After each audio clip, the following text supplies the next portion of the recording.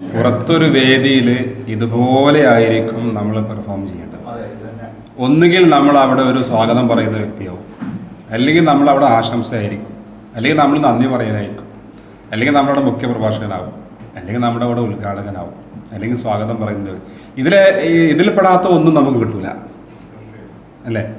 അപ്പോൾ ഇങ്ങനെ തന്നെ പരിശീലിക്കണം. തെറ്റുകളുണ്ടാവാം, പോരായ്മകളുണ്ടാവാം, അത് പതുക്കെ പതുക്കെ അങ്ങനെ ചെയ്യും. ഒരു കുട്ടി നടക്കാൻ പഠിക്കുമ്പോൾ അവൻ എത്ര പ്രാവശ്യം വീണു പോകും, പിന്നെ അവൻ നടക്കുകയാണ്.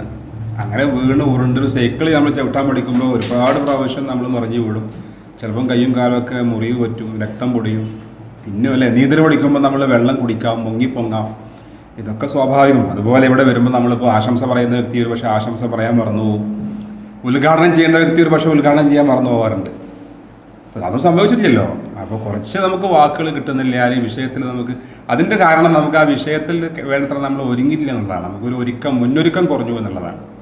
അപ്പോൾ അതിന് നമ്മൾ എന്ത് ചെയ്യണം? എവിടെ വിഷയം കിട്ടുകയാണെങ്കിലും ഒന്ന് ഒരുങ്ങി പോകണം.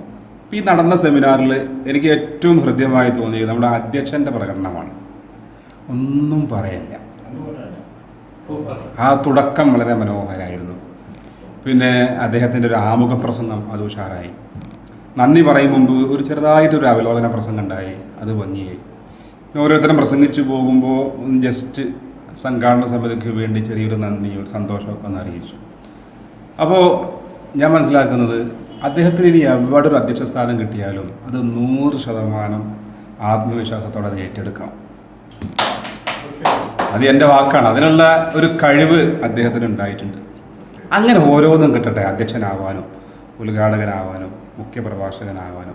ഇനി നമുക്ക് വേറെ വല്ല യാത്രയപ്പോ അനുശോചനമോ എന്ത് പ്രസംഗം കിട്ടിയാലും അവിടെയൊക്കെ കഴിവ് തെളിയിക്കാൻ ഷിഹാബിന് സാധിക്കട്ടെ എന്ന് നമുക്ക് ആത്മാർത്ഥമായിട്ട് പ്രാർത്ഥിക്കാം.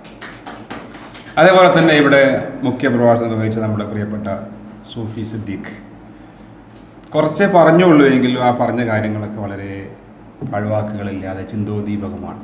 പിന്നെ ചെറിയൊരു പരിചയത്തിൻ്റെ ഒരു അഭാവമുണ്ട്. അങ്ങനെ തുടക്കവും അതുപോലെ ഉപസംഹാരവും ചെറിയൊരു ഗ്യാപ്പ് വന്നു.